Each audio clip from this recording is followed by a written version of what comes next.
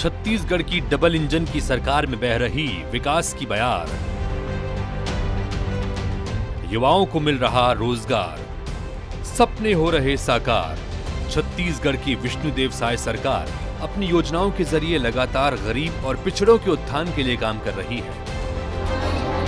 हाथों में किताब लिए सामान्य बच्चों के जैसे पढ़ाई करते इन बच्चों का जीवन पहले सामान्य नहीं था।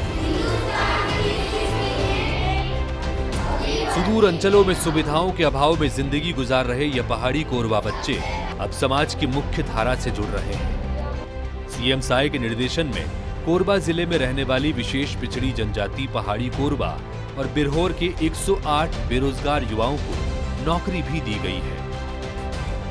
माननीय हमारे प्रदेश के मुख्यमंत्री विष्णुदेव साय जी के नेतृत्व में प्रदेश में सभी जगहों में जहाँ जहाँ पीबीटीज हैं उनके लिए विशेष योजना बना करके भारत सरकार से स्वीकृतियाँ ली गई। पहाड़ी कोरवाओं के बच्चों को स्कूल में भी दाखिला दिया जा रहा है और आश्रम में भी लाने का प्रयास हो रहा है ताकि अच्छा पढ़ाई कर सकें, उनका जीवन स्तर सुधर सके। इसके लिए काम किया जा रहा है और निश्चित तौर पर आने वाला समय पर और अच्छा काम करने का हम लोगों के द्वारा प्रयास किया जाएगा। जिला प्रशासन की पहल पर जिला खनिज न्यास मद से मानदेय के आधार पर 79 विशेष पिछड़ी जनजाति परिवार के युवाओं को पियून और 29 युवाओं को अतिथि शिक्षक और अस्पताल में रिक्त चतुर्थ श्रेणी के पदों पर रोजगार दिया गया है। सरकार की नेक पहल की वजह से पहाड़ी कोरवा जनजाति के ये युवा अब सामान्य युवाओं के साथ ही घुल मिल गए हैं। इनके परिजनों को मलाल है कि उन्होंने अपनी आगे की पढ़ाई नहीं की। किसी ने 5वीं तक की तो किसी ने 8वीं से पहले ही स्कूल और पढ़ाई से नाता तोड़ लिया।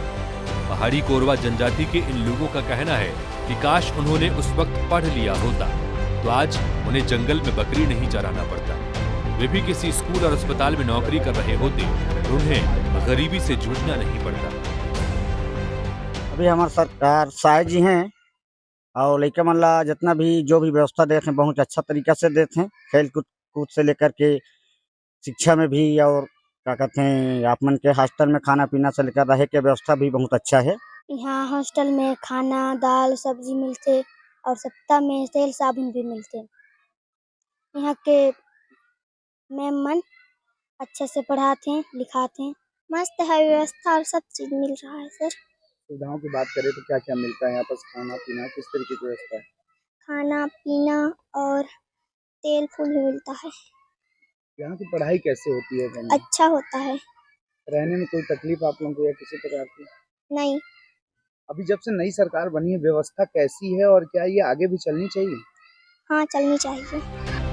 कोरबा कलेक्टर अजीत वसंत बताते हैं कि मुख्यमंत्री विष्णुदेव साय के निर्देश पर पहाड़ी कोरवाओं के लिए विशेष प्रयास किए जा रहे हैं। इसके तहत सरकारी आश्रम माध्यमिक शाला में पर्याप्त संसाधन उपलब्ध कराए जा रहे हैं, जिसके सुखद परिणाम भी देखने को मिल रहे हैं।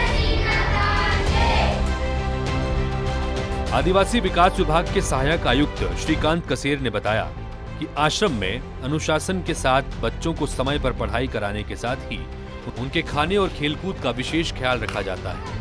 उन्होंने बताया कि शुरुआत के दिनों में पहाड़ी कोरवा बच्चों को यहाँ रहने में कुछ अटपटा सा लगता है, क्योंकि ये अपने परिवार के साथ जंगल में एक अलग तरह के माहौल में रहते हैं, लेकिन अब वे इस परिवेश में घुल मिल गए हैं। माननीय मुख्यमंत्री के निर्देशानुसार कलेक्टर महोदय के द्वारा जिला कोरबा में पहाड़ी कोरबा और बिरहोर लोगों को शिक्षित रोजगार के लिए जिला खनिज न्यास से रोजगार मुहैया कराया गया है।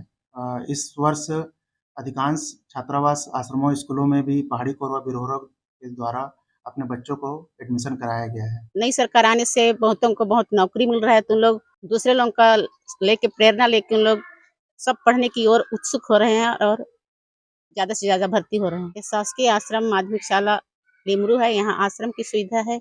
यहाँ दूर दराज के बच्चों के लिए सुविधा दी गई है। छत्तीसगढ़ की विष्णुदेव साय सरकार के प्रयासों से युवाओं को नौकरी मिलने के बाद शिक्षा में रुचि नहीं लेने वाले दूसरे पहाड़ी कोरवा भी जागरूक हुए और वे अपने बच्चों को शिक्षा से जोड़ने के लिए आश्रमों में दाखिला कराने लगे हैं। योजना के माध्यम से जिले में शिक्षा की अलख जगाने के लिए कोरवा जनजाति के लोग साय सरकार का तहे दिल से आभार जता रहे हैं।